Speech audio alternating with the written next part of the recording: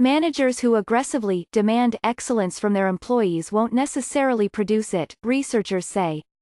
Senator Amy Klobuchar's nascent campaign is fending off a stream of stories from former staffers that she was a volatile, high-handed boss who often demeaned and humiliated people who worked for her. She has one of the highest rates of turnover in the Senate.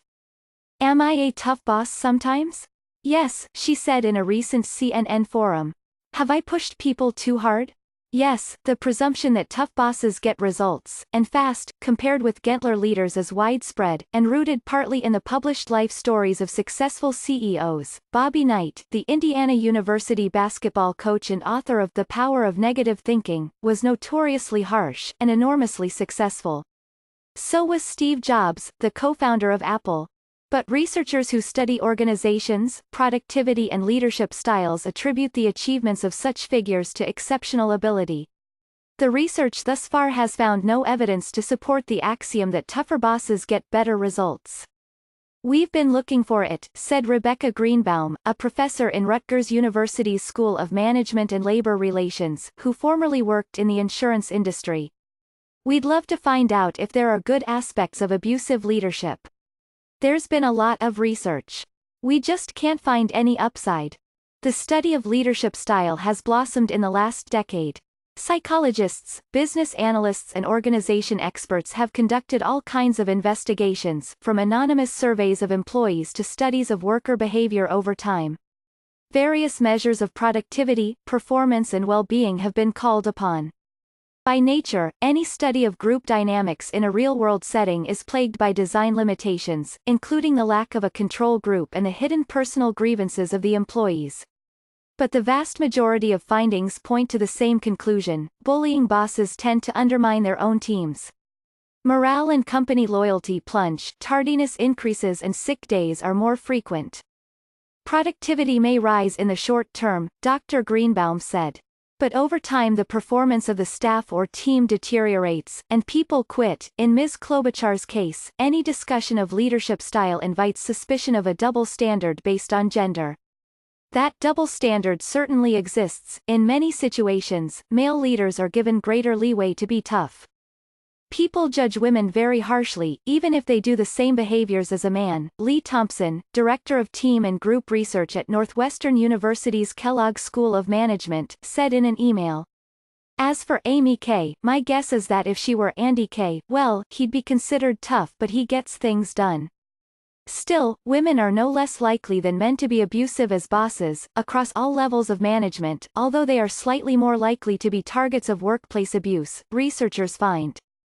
If an abusive management style provides so little benefit, then why do so many abusive managers and bosses rise in organizations? One clue comes from social psychologists who have studied how teams of people behave and solve problems in the absence of a hierarchy. Leaders tend to emerge organically, and common traits of those who assume the role include boldness, a healthy ego and a sense of entitlement. Confidence, too. People who take charge in these simulations tend to be decisive, making calls from the gut, and quickly. A series of studies led by Jennifer Overbeck, an associate professor of management at Melbourne Business School, has found that, in simulated work groups, people gave high ratings to leaders who made quick decisions, particularly in moral dilemmas. It's not that snap decisions were correct more often than deliberate ones. Rather, they were perceived to be more correct, and the decision-maker seemed more morally assured than other potential leaders.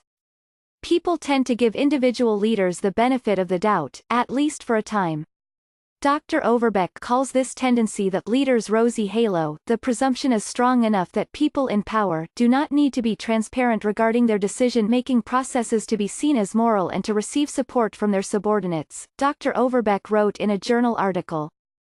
As these individuals rise through the ranks, they internalize the belief that they are natural, morally instinctual leaders. This belief, in turn, affects how they view the people under them.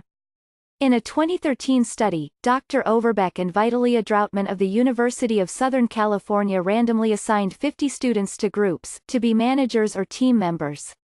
The researchers administered a series of standard tests to gauge how the participants judged their own traits and others.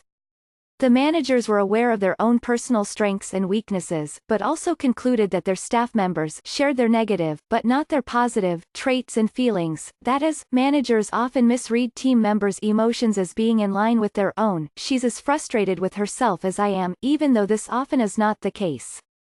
We argue that when someone powerful is in a group, they see themselves as representative of that group, and it can be difficult for them to disentangle what the group wants from what they want, Dr. Overbeck said in a phone interview. They use themselves as a reference point. Abusive supervisors come in many flavors, including the insecure, the overmatched and the garden variety sadist who picks on underlings solely for the pleasure of exercising power.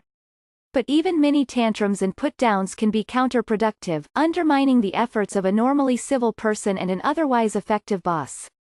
What our findings suggest is that this kind of behavior is typically not premeditated, Dr. Greenbaum said.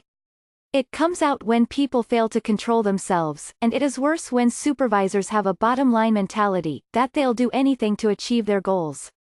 A boss who demands excellence is no more likely to produce it than the boss who requests or nurtures it, and likely less so, the research suggests. Demanding excellence often is just a handy excuse, said Bennett Tepper, a leading researcher of the effects of abusive leadership at Ohio State University's Fisher College of Business.